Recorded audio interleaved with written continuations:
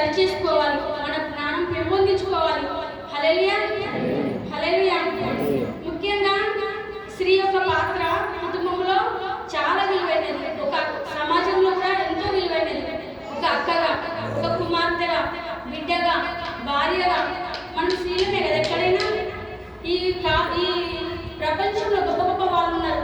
ఆమె ఎంత నీతి యథార్థంగా ఉంది కాబట్టి యవన కాలంలో మరి మరియమ్మని ఎన్నుకున్నాడు దేవుడు. మరి తర్వాత రిబ్కాని చూస్తే ఆమె కూడా మరి సంతానం లేనప్పుడు పెళ్లి వయసులో కూడా ఆమె యథార్థంగా ఉంది కాబట్టి దేవుడు ఆమెను కూడా నడి వయసులో ఉన్నప్పుడు కూడా ఆమె హృదయాన్ని చూసి దేవుడు మళ్ళీ గర్భాన్ని తెరిచిండు. హల్లెలూయా. మరి అబ్రహాం భార్య శారా కూడా వృద్ధాప్యంలో ఉంది, ఆమె గర్భం కోసం కనిపెడుతుంది, ఆమెలో మంచితనం ఉంది కాబట్టి ఆమెను దేవుడు దీవించింది కాబట్టి అబ్రహాం భార్య శారా యొక్క గర్భాన్ని 100 ఏళ్ల వయసులో కూడా దేవుడు తెరిచింది ఆమె హృదయాన్ని. మరి దేవుడికి స్తోత్రం. హల్లెలూయా. మనం యవనస్తుల్లో ఉన్నప్పుడు మన ప్రవర్తన సరి చేసుకోవాలి, మధ్య వయసులో కూడా మన ప్రవర్తన సరి చేసుకోవాలి, వృద్ధాప్యంలో కూడా మన ప్రవర్తన ఏ రకంగా ఉంటుంది, వృద్ధాప్యంలో కూడా మరి మనం ఇతరులు శపించే వారిగా ఉంటున్నామా, ఇతరులు శపనతలు పెట్టే వారికి ఉంటున్నామా, మన హృదయాన్ని మనం సరి చేసుకోలేదు. నడిలో ఉన్నవారు కూడా గుర్తించుకోవాలి, యవన కాలం ఉన్నవారు కూడా ప్రతి ఒక్కరూ సరి చేసుకోవాలి. ఎందుకంటే ప్రతి ఒక్కరూ దేవుని జ్ఞానం తెలిసిన వారు, దేవుని చేత అంగీకరించబడ్డ వారము, దేవుని చేత మనము బాప్త్యం పొందిన వారం ఇక్కడ దాదాపు ఉన్నాం కాబట్టి మన ప్రవర్తన అనునిత్యం మనం సరి చేసుకోవాలి. హల్లెలూయా, హల్లెలూయా. ఇంకా స్త్రీ యొక్క బాధ్యత ఎట్లుంటుందంటే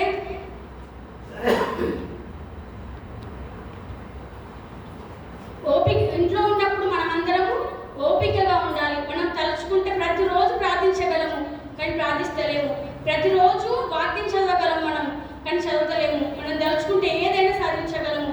ఎందరో స్త్రీలు అన్ని రంగాల్లో వస్తున్నారు, మనం అయితే ఇక్కడ ఉండి కనీసం వాక్యం కూడా చదవలేకపోతున్నాం కదా. ప్రతిరోజు వాక్యం చదివే గురి మనం పెట్టుకోవాలి, ప్రార్థించే గురి మనం పెట్టుకోవాలి. ఇంకా మనము కుటుంబం కోసం ప్రార్థించాలి, సంఘం కోసం ప్రార్థించాలి, దేవసేవల ప్రయాణాల కోసం ప్రార్థించాలి, సమాజం కోసం ప్రార్థించాలి. మనము వాక్యాన్ని ఎక్కువగా ధ్యానిస్తున్నప్పుడు దేవుడిచ్చే జ్ఞానము మనం గుర్తించగలుగుతాము. మనం దేవుని వాక్యం చేయనట్టు మనలో ఉన్న చిన్న చిన్న స్వల్ప పాపాలు వెళ్ళిపోతాయి. మనం ప్రతిరోజు చర్చిలో ఉన్నప్పుడు హల్లెలూయా ఆమేనని మనం అనలేకపోతాం. హల్లెలూయా అన్నప్పుడు మనలో ఉన్న చిన్న చిన్న స్వల్ప పాపాలు బయటకు వెళ్ళిపోతాయి. ఆమేన్ అన్నప్పుడు కూడా మనలో ఉన్న పాపాలు వెళ్ళిపోతాయి. కాబట్టి మనం నోరు తెరవాలి, నోరు తెరిస్తేనే మనకు ఆశీర్వాదం మన వెంట వస్తాయి. హల్లెలూయా, హల్లెలూయా. ప్రతి ఒక్కరం నోరు తెరవాలి. మన మందిరంలో ఉన్నప్పుడు ప్రతి ఒక్కరం కూడా దేవుడిని స్తుతించాలి. స్తుతించినప్పుడే మనలోనికి పాపం రాదు. మనలోనికి పాపం ఎట్లా వస్తుంది? మనం ఆహ్వానిస్తేనే మనకు పాపం వస్తుంది. దేవుడికి స్తోత్రం. హల్లెలూయా. మనం ఈ పాపాన్ని తొలగించాలంటే ప్రార్థించాలి, దేవుని వాక్యం చదవాలి, దేవునితో గడపాలి. దేవునికి స్తోత్రం. హల్లెలూయా. ఈరోజైతే ఎవరు రాలేము కదా టైంకు. దేవునికి స్తోత్రం. హల్లెలూయా. టైం అయిందంటే మనం అన్ని పనులు వదిలిపెట్టుకోవాలి. బాబు అన్నం ఏమంటే 5 minutes పోతుంది, పైన తర్వాత భర్త అన్నం ఏమంటే 10 minutes పోతుంది. అక్కడ మనం 11 అయినా 12 అయినా రాము. ఏ పనులను వదిలిపెట్టుకొని సమయానికి మందిరానికి వచ్చేలాగా మనం హృదయాన్ని సిద్ధపరచుకోవాలి. ఏ పని ఉన్నా అది వదిలిపెట్టేసి అక్కడికి మనం పోయినాక మళ్ళీ వేసుకోవచ్చు. దేవునికి స్తోత్రం. హల్లెలూయా. ఈ ఆదివారం ఉన్న దేవుని సన్నిధానంలో సంపూర్ణంగా మనం గడపాలి. హల్లెలూయా, హల్లెలూయా. దేవునికి స్తోత్రం. హల్లెలూయా. దేవుని మాటలు మనం జాగ్రత్తగా ఇప్పుడు ఎన్ని ఏళ్ళ తింటున్నాము కదా మనం దేవుని వాక్యాన్ని మనం ప్రార్థిస్తే దేవుని వచనాలు అవే వస్తాయి. ఒక్కసారి మనము కీర్తనలు 1 అధ్యాయం చదవని మనం కూర్చుంటే 30 అధ్యాయాలు చదువుతాం. దేవుడు ఆ జ్ఞానం ఇస్తాడు మనకు. ఏ రేపు చదువుదామంటే ఆ బైబిల్ అట్లనే ఉంటుంది. హల్లెలూయా, హల్లెలూయా. ఒక్కసారి వంగి మోకరించి ప్రార్థన చేద్దాం, 5 minutes చేద్దాం అనుకుంటాం, అర్ధగంట అయిపోతుంది. అలాంటి జ్ఞానం మనకి ఇస్తాడు దేవుడు. హల్లెలూయా. కాబట్టి మనం ప్రతిరోజు ప్రార్థించాలి, ప్రతిరోజు మొరపెట్టాలి. మరియమ్మ మొరపెట్టింది యథార్థంగా పవిత్రంగా ఉన్నది. దెబోరా ప్రార్థించింది. దెబోరా యవనస్తురాలు, ఆమె ఇశ్రాయేలు ప్రజలకు నాయకత్వం వహించింది. యుద్ధానికి వెళ్ళి యుద్ధం గెలిచింది.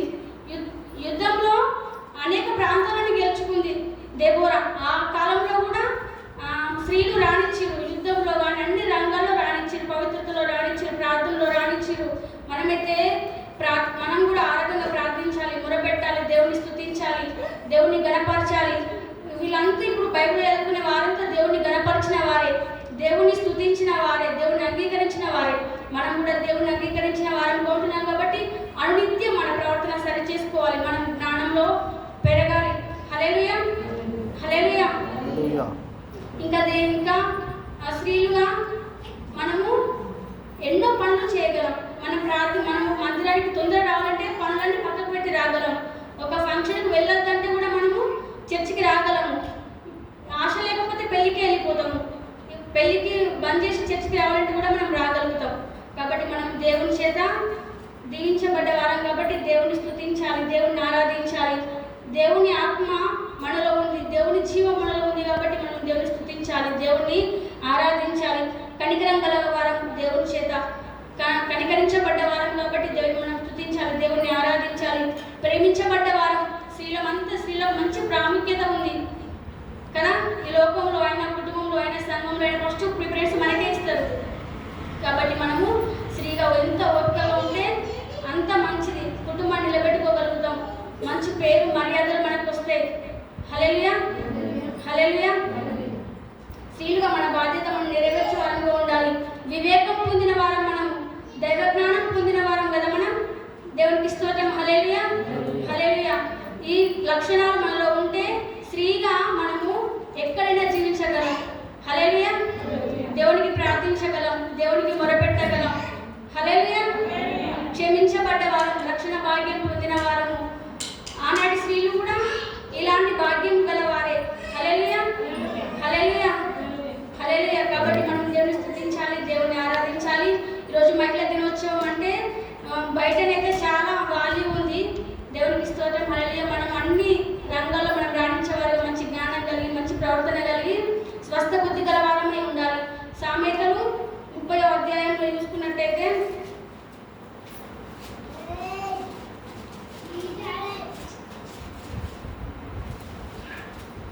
సామెతలు 31వ అధ్యాయం 30వ వచనం,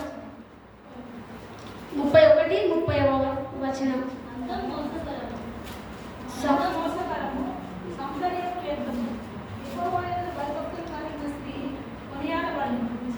హల్లెలూయా, యెహోవాయందు భయభక్తి గల స్త్రీ కొనియాడబడును. దేవునికి స్తోత్రం. హల్లెలూయా. మనం భయభక్తి కలిగి ఉంటే మనం కొనియాడబడతాం. అంటే నేరుగా దేవుని దగ్గరికే వెళ్తాం మనం కదా. హల్లెలూయా, హల్లెలూయా. దేవుని ప్రతిదినం మనం స్తుతించాలి, ఆరాధించాలి. దేవుని యందు భయం భక్తి కలిగి ఉండాలి. పాపాన్ని మనం అస్సలే స్వీకరించద్దు. పాపం మనం ఆహ్వానిస్తేనే మనలోనికి వస్తుంది. పాపాన్ని చీకొట్టి అది మస్తు దూరం వెళ్ళిపోతుంది, మన దరిదాపులకు కూడా రాదు. హల్లెలూయా, హల్లెలూయా. నేను ఇవి కొన్ని అనుభవిస్తున్నా, నేను అందుకే చెప్తున్నా. దేవునికి స్తోత్రం. హల్లెలూయా, హల్లెలూయా. ఇంట్లో ఎవరో ఒకరు మంచి లేరని మనం బాధపడకూడదు. దేవుని వైపు చూడాలి. మనం సమస్యల వైపు అసలే చూడద్దు. ఈరోజు సండే గొడవైనా మనం ఆ గొడవ పక్కకి చర్చికి రావాలి. హల్లెలూయా. అట్లున్నప్పుడే మనము కుటుంబాన్ని కట్టుకోగలం. అలాంటి ప్రవర్తన ఉన్నప్పుడే మనం కుటుంబాన్ని నిలబెట్టుకోగలం, సంఘానికి రాగలం. ఎన్నో ఆలోచనలు మనకు ఉంటాయి, ఎన్నో పనులు.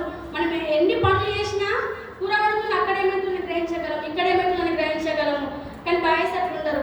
వాళ్ళు ఎక్కడికి వెళ్తే అక్కడనే మాట్లాడుకుంటూ వచ్చి పెట్టుకుని టైం గడిపేస్తారు. కానీ మనకైతే కూరగాయలు పెట్టేటప్పుడు కూడా అక్కడే ఉందో, ఇక్కడే ఉందో, ఈ మూలకి ఏముందో అని మనకు తెలుస్తుంది. హల్లెలూయా, దేవునికి స్తోత్రం. హల్లెలూయా. కాబట్టి మనం మంచి ప్రవర్తన కలిగి ఉండాలి. పాపాన్ని మనలోనికి ఆహ్వానించదు. ఏ ఒక్క చిన్న పాపం మన మూలకున్నా దేవుడు మనలోనికి రాడు. దాన్ని తీసేసినప్పుడే మన ప్రార్థన ఉంటాడు, మన మొర వింటాడు, మనతో ఉంటాడు దేవుడు.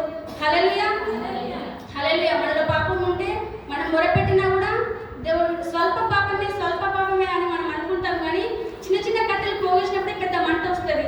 ఈ చిన్న పాపాలు ఒక పెద్ద పాపంగా మారిపోతుంది. కాబట్టి మనం చిన్నగా ఉన్నప్పుడే పాపాన్ని తీసివేసుకోవాలి, త్రోసివేయాలి దాన్ని. హల్లెలూయా, హల్లెలూయా. దేవునికి స్తోత్రం. హల్లెలూయా. ఒక మరియమ్మ లాగా పవిత్రత కలిగి ఉండాలి. హన్నా కూడా మధ్య వయసులో కుమారుని కోసం కనిపెట్టింది. హల్లెలూయా. గర్భం తెరవడం ఆశీర్వాదమే, కొందరు గర్భం తీయబడడం కూడా ఆశీర్వాదమే. దేవునికి స్తోత్రం. హల్లెలూయా. గర్భం లేని వారు దేవుని దృష్టిలో గొప్పవారు.